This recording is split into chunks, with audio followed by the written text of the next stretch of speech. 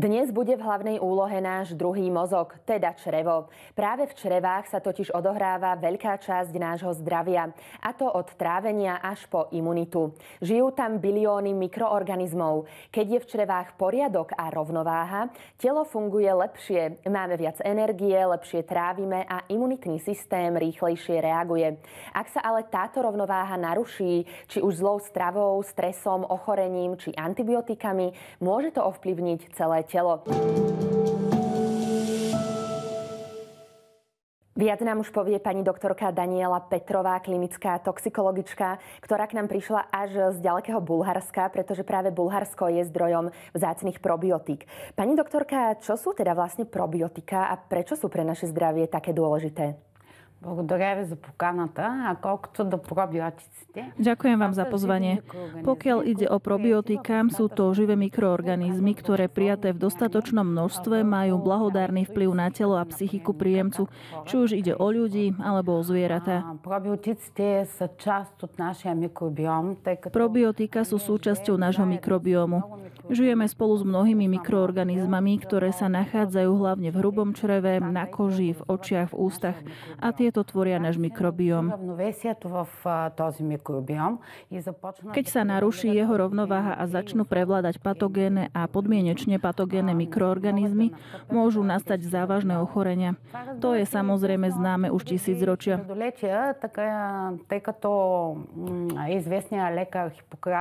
Ako povedal slávny lekár Hippokrates, všetky choroby začínajú v črevách.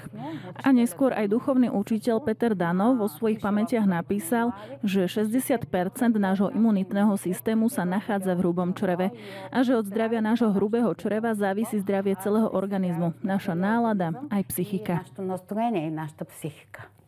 Pani doktorka, vám sa podarilo objaviť nový kmeň, tzv. Lactobacillus bulgaricus DVT1, a to v horských prameňoch Bulharska. V čom je odlišný a jedinečný? Tento kmeň Lactobacillus bulgaricus DVT1 sme objavili úplnou náhodou v roku 2011 v čistej pramenitej vode v horskom prameni v pohorí Stará planina v Bulharsku. Podarilo sa nám s touto vodou zakvasiť pasterizované čerstvé mlieko a vznikol jogurt.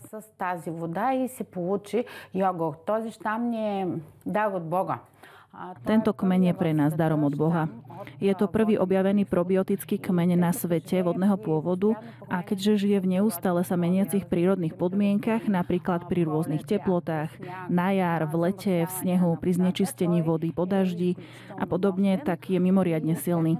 Podarilo sa nám získať americký patent, v ktorom sa píše, že je to prvý kmeň vodného pôvodu na svete. Ja len pripomeniem, že sa rozprávame s klinickou toxikologičkou pani doktorkou Danielou Petrovou z Bulharska. Pani doktorka, my sme už spomínali, že probiotika majú veľký vplyv na náš imunitný systém. Ktoré ale baktérie konkrétne významne vplývajú na systém a ako je to pri vodnom kmeni DVT1? Účinky rôznych kmeňov probiotických mikroorganizmov je potrebné skúmať jeden po druhom. A hoci jeden druh obsahuje viac ako jeden kmeň, nie všetky tieto kmene majú rovnaké účinky. Rovnako aj účinky jednotlivých kmeňov Lactobacillus bulgaricus je potrebné skúmať samostatne. Pokiaľ ide o imunitný systém, vykonali sme napríklad rozsiahlu klinickú štúdiu v súvislosti s epidémiou COVID-19. Ako lekár sa pravidelne zúčastňujem na klinických štúdiách a epidémie sú obdobím, kedy sa dajú objaviť nové vedecké fakty. Počas klinických štúdií sme spolupracovali s univerzitnými nemocnicami, a to s hlavnou univerzitnou nemocnicou v Plevene a s pôrodným oddelením nemocnice svätej Anny v Sofii. Zistili sme, že tento kmeň vodného pôvodu Lactobacillus bulgaricus DVT1 ovplyvňuje bunkovú imunitu tým, že znižuje počet T pomocných lymfocytov, ktoré produkujú cytokíny, a u väčšiny pacientov ochorenie prebiehalo ťažko práve kvôli cytokínovej búrke. Spomínaný kmeň takisto zvyšuje počet NK buniek a cytotoxických T lymfocytov. To sú bunky imunitného systému, ktoré priamo zabíjajú vírusové bunky. Počas týchto klinických štúdií nedošlo k úmrtiu žiadneho pacienta, na čo som nesmierne hrdá. Pracovali sme aj ambulantne s viac ako 1000 pacientmi, kedy rovnako nedošlo k úmrtiu pacienta a ani nebola potrebná intubácia. Najzaujímavejšie sú však výsledky, ktoré sme dosiahli u tehotných žien, pretože tehotné ženy znamenajú našu budúcnosť. Znamenajú budúcnosť nášho sociálneho systému a spoločnosti. Nášho výskumu sa zúčastnilo 9 tehotných žien z COVID-19. Všetky porodili živé a zdravé deti, ktoré neboli infikované COVID-19. Deti boli vyšetrené 1. a 8. deň po prepustení z nemocnice. Som nesmierne hrdá, že tieto ženy prekonali pre nich a pre ich rodiny mimoriadne ťažké obdobie šťastným spôsobom vďaka tomuto jedinečnému kmeňu vodného pôvodu Lactobacillus bulgaricus DVT1. Mimochodom, vedecká komisia na bulharskom patentovom úrade označila potraviny obsahujúce tento kmeň za potraviny budúcnosti v boji proti vírusovým a bakteriálnym infekciám.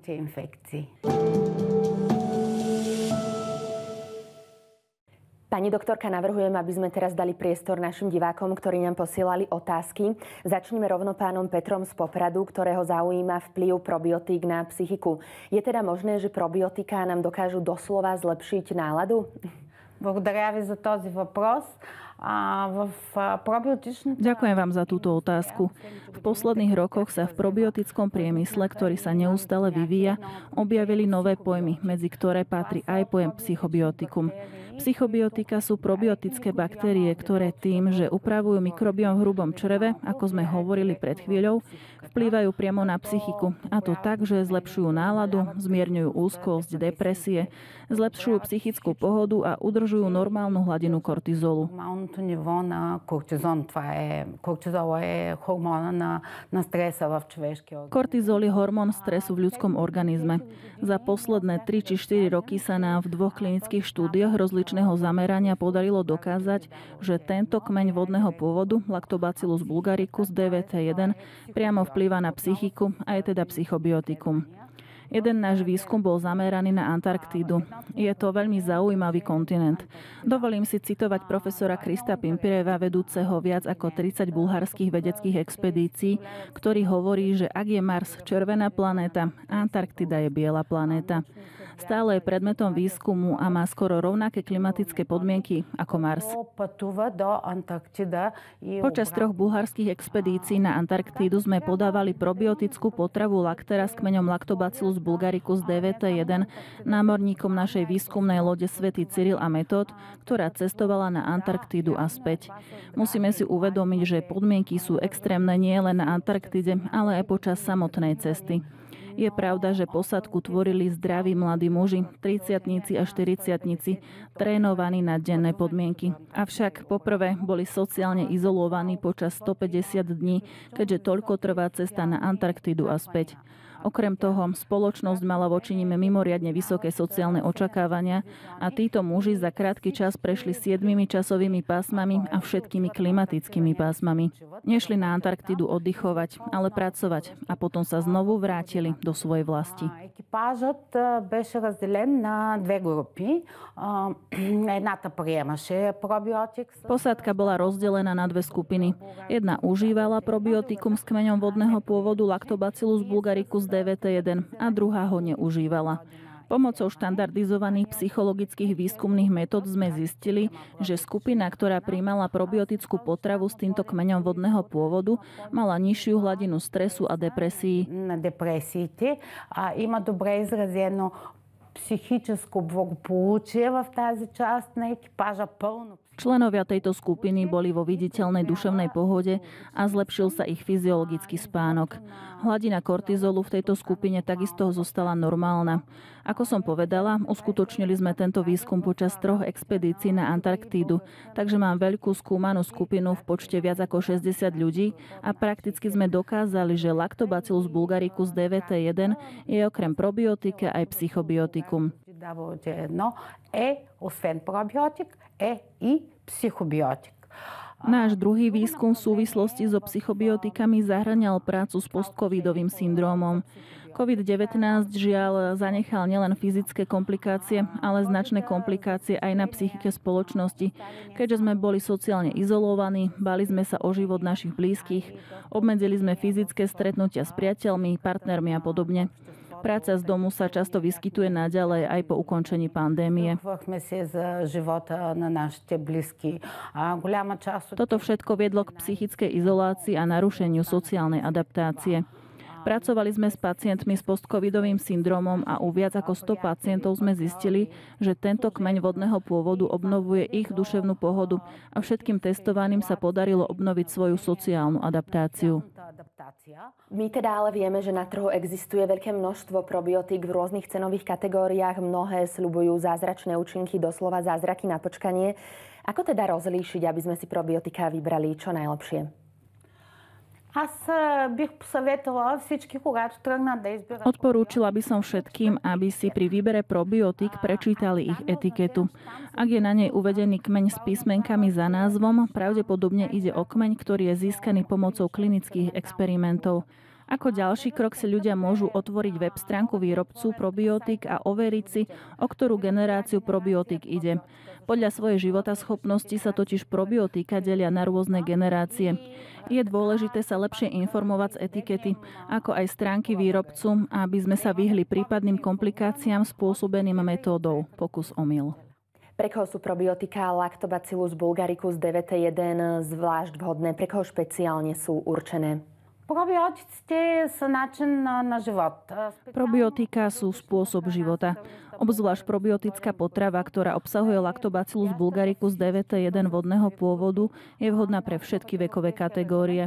Ale podľa európskeho nariadenia musíme uvádzať, že je vhodná od 1 roka. Rada by som dodala, že keď sa narodili moji vnuci, ktorí dnes majú 8 a 13 rokov, od prvého dňa po narodení som im podávala probiotika z tohto kmeňa.